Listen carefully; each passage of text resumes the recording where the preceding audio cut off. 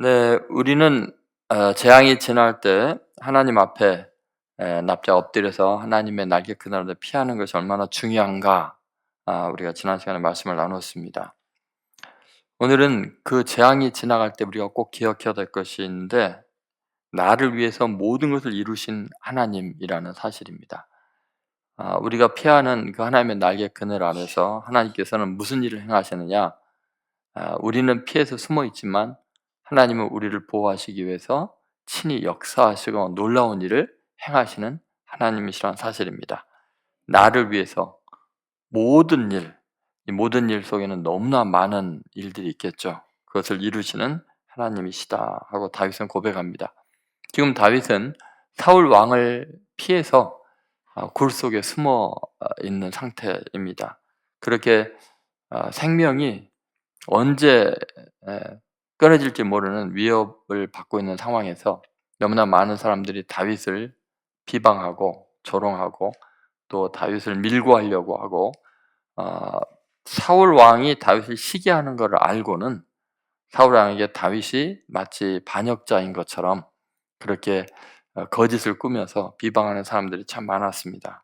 그럴 때 다윗은 이 모든 상황에서 어떻게 반응해야 될까? 도대체 이 모든 비방의 소리를 들으면서 하나님을 믿고 의지한다는 것이 어떤 것인가? 그것을 우리들에게 잘 보여주고 있습니다. 먼저 우리가 다윗을 통해서 생각할 것은 뭐냐면, 누구를 주목하느냐의 문제입니다. 지존하신 하나님이냐 비방자냐, 이게 되게 중요합니다. 자, 2절과 3절에 보면 다윗이 지금 두 가지 대상에 대해서 지금 자신이 어디를 향하고 있는가를 점검하고 있습니다. 자, 2절 보시면, 내가 지존하신 하나님께 부르짖으며 곧 나를 위하여 모든 것을 이루시는 하나님께로다 하고 지존하신 하나님께 부르짖는다, 이렇게 나오죠. 그가 하늘에서 보내사 나를 삼키려는 자의 비방에서 나를 구원하실지라. 하나님이 그의 인자와 진리를 보내시리로다. 나를 삼키려는 자의 비방, 나를 삼키려는 자가 있죠. 비방하는 자들이 있습니다. 우리는 이 땅에 살아가면서 나를 삼키려고 하는 사람들, 나를 비방하는 사람들, 나를 대적하려고 하는 사람, 넘어뜨리려고 하는 사람들, 시기하는 사람들, 수없이 많은 인생들이 우리를 넘어뜨리려고 합니다. 그렇기 때문에 재앙이 예상치 않게 오는 경우가 참 많습니다. 그럴 때 우리는 우리의 시선을 어디로 향해야 될까? 무수하게 공격하는 사람들 앞에서, 그 모함 앞에서 우리는 잘못하면 하나님에 대한 시선을 놓칠 수가 있습니다. 왜냐하면 마음에 일어나는 분노와 증오심 때문에 그 비방하는 자들에 대해서 지속적으로 생각이 끌리게 되어 있죠.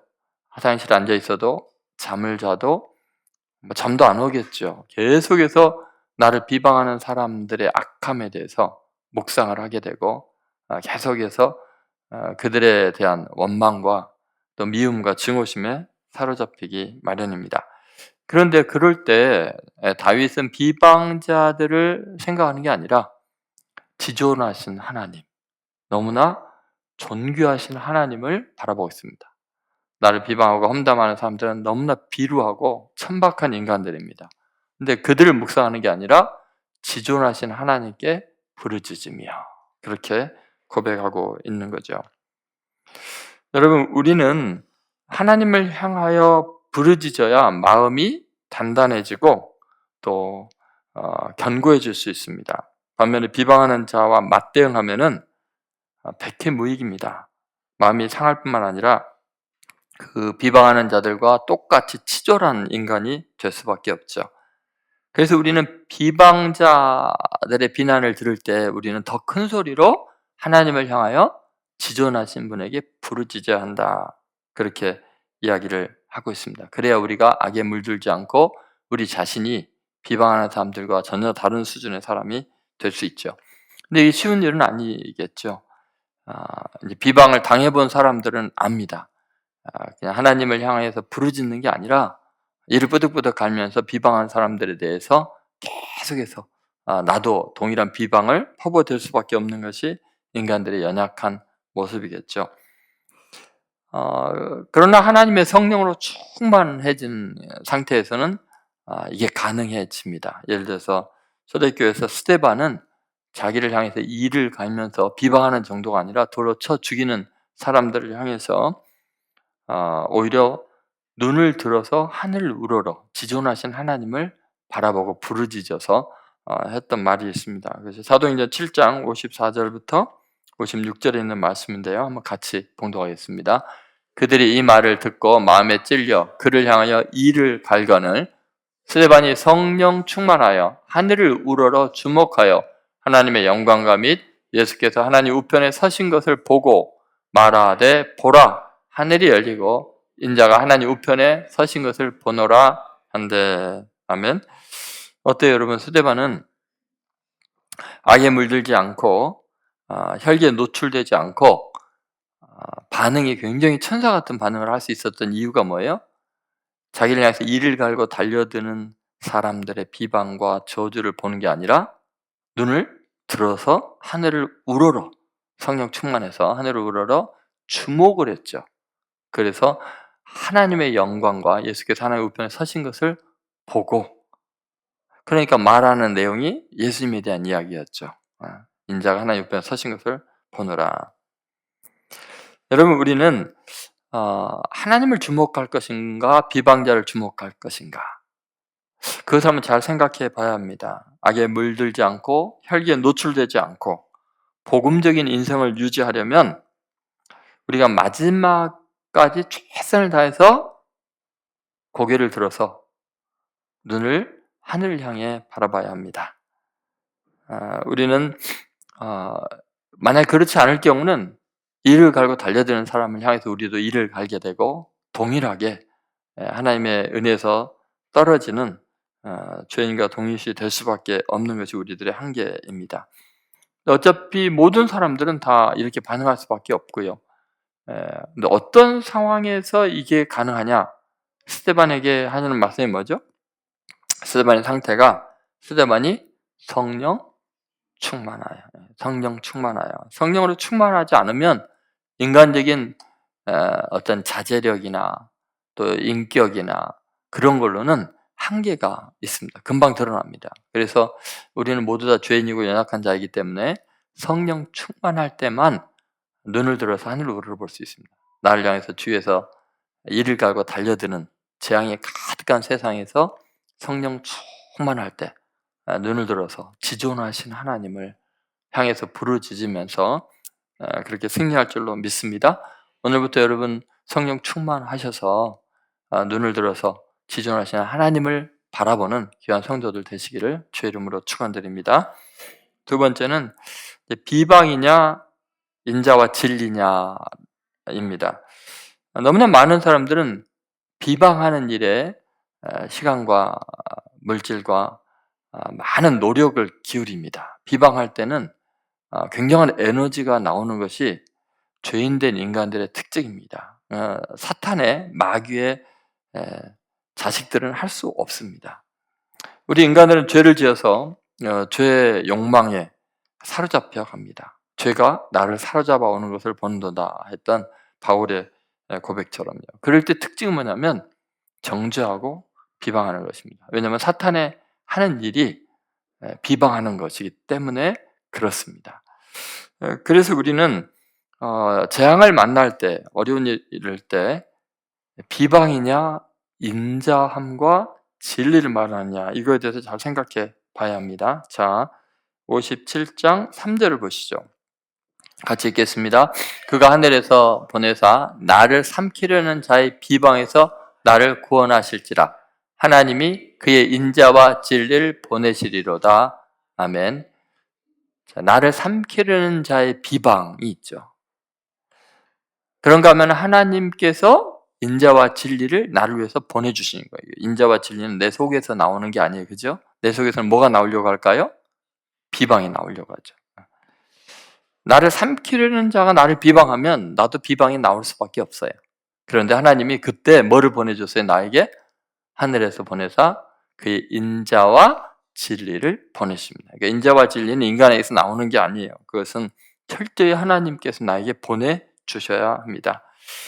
여러분, 사람들은 어둠 속에서 은밀한 땅에서 비방함으로써 끊임없이 누군가를 해하는 것에 자신의 존재감을 느낄 수 있다고 착각을 합니다. 그러나 그것은 자기도 모르게 마귀에게 이용당하는 거죠.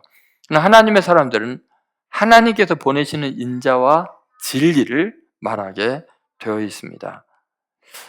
여러분, 우리는 땅에서 흘러나오는 이런 사탄의 소리들, 수많은 사람들의 입을 통해서, 사상을 통해서, 또 환경을 통해서 나오고 있는 이 비방의 말들에 내 입술이 사용될 것인가?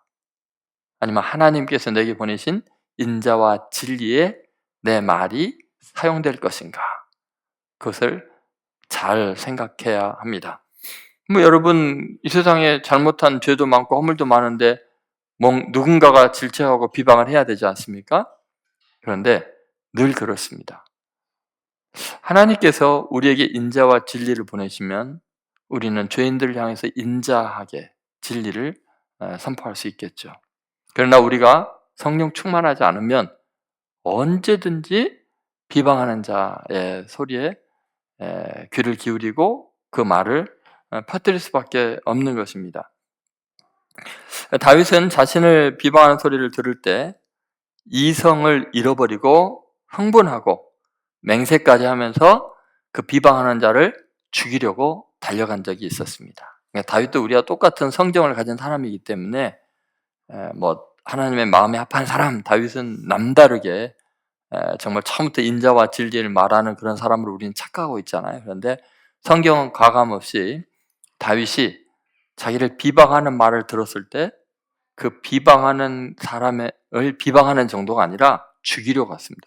그 사람만 죽이는 게 아니라 그 사람 집에 있는 모든 남자를 다 몰살시키려고 얼굴이 막 푸르렁푸르해서 달려갔습니다. 사무엘상 25장 22절 보시죠. 같이 읽겠습니다. 내가 그에게 속한 모든 남자 가운데 한 사람이라도 아침까지 남겨두면 하나님은 다윗에게 벌을 내리시고 또 내리시기를 원하노라 하였더라. 여러분, 도대체 다윗이 왜 이렇게 흥분할까요? 나발이라는 사람이 다윗이 그 당시로 말하면 추수겠죠. 양젖을 짜고 이제 양털을 깎고 이러한 굉장히 중요한 축제의 날에 원래 이웃들과 함께 떡도 나누고 이런 거예요.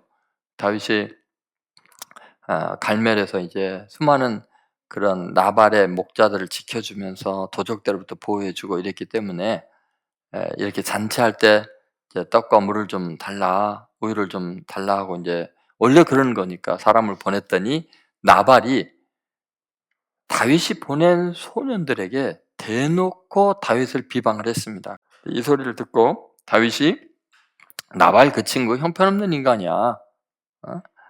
그 인간 정말 미련하게 짝이 없고 정말 약삭빠른 인간이야. 이렇게 대면하면 될 거 아니에요. 사람 보나 그렇게 말하면 되는데 어떻게 다윗은 그 정도가 아니라 군사를 이끌고요. 400명의 군사 중에서인가요? 300명의 군사 중에서 200명을 이끌고 100명은 지키게 하고 200명을 이끌고 가서 그렇게 소리를 치는 거예요. 오늘 나발에게 속한 사람 중에 남자를 한 명이라도 남겨주면, 다윗이 만약에 남겨주면 하나님께서 이 다윗에게 벌을 내리기를 원합니다. 이거 뭐야? 하나님께 맹세하고서 다 죽여버리겠다는 거잖아요. 여러분, 다윗의 반응이 어때요?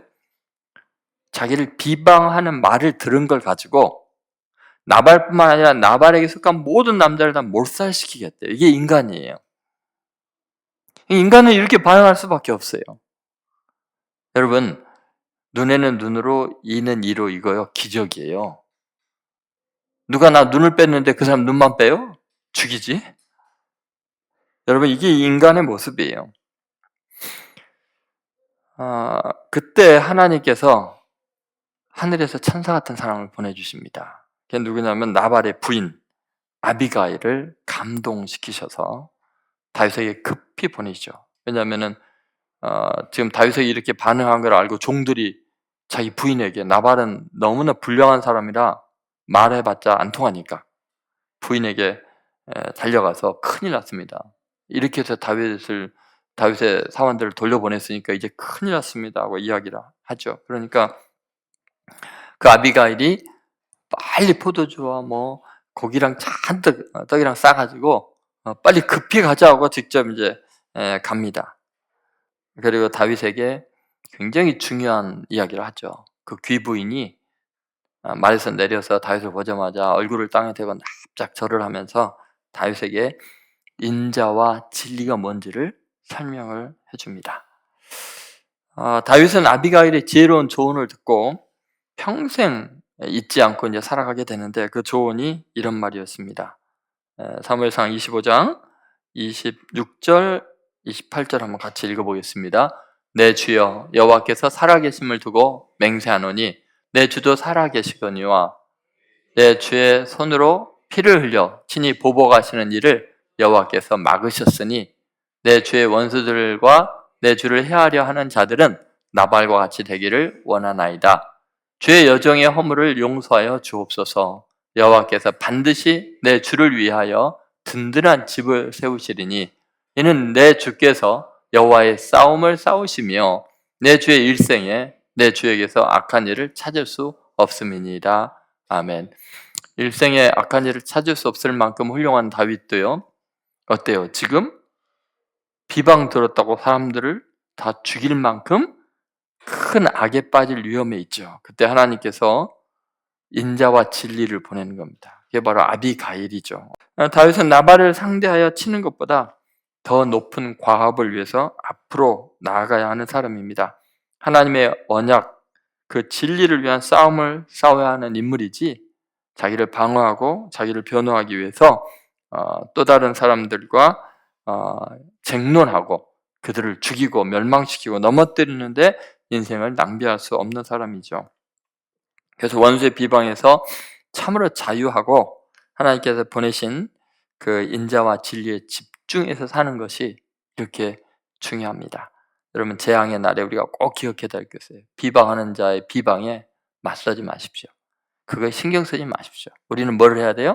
하나님의 인자와 진리를 선포하고 하나님이 맡겨주신 사명에 집중하면서 전력을 다해서 살아가는 성도 되시기를 주의 이름으로 소망합니다. 세 번째는 나를 위해 모든 것을 이루시는 하나님이십니다. 왜 이렇게 다윗은 비방하는 그 나발을 처단하는 것을 멈추고 또 사울 왕을 죽이는 것, 죽일 기회 있어도 멈추고 그냥 자기에게 맡겨진 사명을 위해서 달려갔을까요? 왜냐하면 나는 하나님이래요. 다윗은 이제 하나님에게 맡기신 여호와의 싸움을 싸울 거예요. 그러면 다윗의 싸움은 누가 싸워요? 하나님이 싸우실 거예요. 그래서 나를 위해 모든 것을 이루실 하나님, 하나님의 나를 위해 모든 걸 알아서 해줄 테니까 나는 하나님을 위해서 싸우리라. 이렇게 이야기하는 거죠. 그래서 아비가일이 그 이야기를 한 거예요. 아비가일이 다윗에게 분명히 가르쳐 주면 하나님은 당신의 생명을 보존할 뿐만 아니라 당신을 왕으로 높여주시고 지도자를 만드실 거고 하나님은 당신에서 모든 일을 하니까 당신의 여호와의 싸움을 싸우십시오. 그렇게 얘기해요. 예수님께서 뭐라 그랬어요? 너희는 먼저 그의 나라와 그의 의를 구하라. 그리하면 이 모든 것을 너희에게 더하시리라 그랬죠. 자, 시편 57편 2절 3절 그런 각도에서 한번 읽어보겠습니다. 내가 지존하신 하나님께 부르짖으며 곧 나를 위하여 모든 것을 이루시는 하나님께로다. 그가 하늘에서 보내사 나를 삼키려는 자의 비방에서 나를 구원하실지라. 하나님이 그의 인자와 진리를 보내시리로다. 아멘. 여러분 우리는 원수의 비방이 내 인생을 망가뜨릴 수 있다고 자꾸 사탄이 착각하게 만듭니다. 여러분 아무리 원수가 비방을 해도 하나님의 싸움을 싸우는 사람은 하나님께서 지켜주십니다. 믿습니까? 여러분 우리는 확신을 가져야 돼요. 하나님께서 우리를 위해 모든 것을 이루는 분이신 것을 믿어야 돼요. 우리는 여호와의 싸움을 싸우는 사람이지 나를 위한 싸움을 싸우는 사람이 아니에요. 우리는 모두가 죄인입니다. 내 자신을 위해서 싸우는 것은 악한 일이라고 성경은 이야기하고 있습니다. 다윗이 고백했죠. 내가 악한 일을 행하지 않게 하신 여호와를 찬송한다고. 근데 악한 일이 뭐였어요? 나를 비방하는 사람을 대적하는 거였잖아요. 우리는 모두 다 희망이 없는 죄인들이지만 놀랍게도 하나님께서 우리를 불쌍히 여기셔서 우리가 죽어야 될 그 자리에, 나발처럼 저렇게 죽어야 되는 그 자리에 그리스도 예수 자기의 독생자를 대신 죽게 하심으로 나발 같은 우리들이 죽음을 면하게 해주신 거죠. 로마서 5장 8절 말씀 한번 같이 읽어보겠습니다. 우리가 아직 죄인 되었을 때 그리스도께서 우리를 위하여 죽으심으로 하나님께서 우리에게 대한 자기의 사랑을 확증하셨느니라. 어때요? 지금 우리가 아직 죄인 되었을 때 나발 같은 죄인이죠. 그리스도께서 우리를 위해서 죽으심으로 하나님께서 우리에게 대한 자기의 사랑을 확증하셨네. 그래서 여러분, 믿음이 이기네, 믿음이 살리네, 믿음이 구원하네요. 우리가 예수님께서 나를 위해서 대신 죽으셨다는 사실이 얼마나 큰 위로가 되는지 모릅니다. 만약 그렇지 않았으면 우리도 나발처럼 온몸이 굳어가지고 한 열흘쯤 있다가 맥없이 죽을 텐데 얼마나 다행입니까? 로마서 8장 32절 말씀 같이 읽겠습니다. 로마서 8장 32절입니다. 자기 아들 아끼지 아니하시고 우리 모든 사람을 위하여 내어주시니가 어찌 그 아들과 함께 모든 것을 우리에게 주시지 아니하겠느냐. 아멘. 자기 아들을 아낌없이 주셨기 때문에 그렇게 우리를 위해서 모든 걸 이루시는 분이잖아요. 못할 게 없겠죠. 나를 위해서 아들까지 희생해서 죽게 할 만큼 나를 살려주시려고, 죽을 자를 살려주시려고 아들을 희생했다면 그 아들을 주신 그분이 다른 건 못 주겠느냐, 이런 표현이죠. 자, 8장 34절입니다. 로마서 8장 34절 같이 했습니다. 누가 정죄하려 죽으실 뿐 아니라 다시 살아나신 이는 그리스도 예수시니 그는 하나님 우편에 계신 자여 우리를 위하여 간구하시는 자신이라. 자, 우리를 위하여, 다윗을 위하여, 우리를 위하여 간구하신다.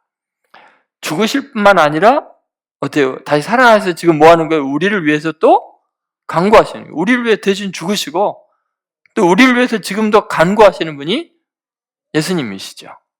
이게 우리를 위해서 모든 걸 이루는 하나님이세요. 죽었다가도 살리셔가지고 우리를 위해서 간구하시는 주님을 우리에게 허락하신 거죠. 자, 오늘 이 말씀을 통해서 우리를 위해서 이 모든 것을 이루시는 하나님에 대해서 말씀을 나눴습니다. 이제 기억하셔요? 첫 번째는 우리는 지존하신 하나님을 바라봐야지 비방하는 자를 보면 안 된다.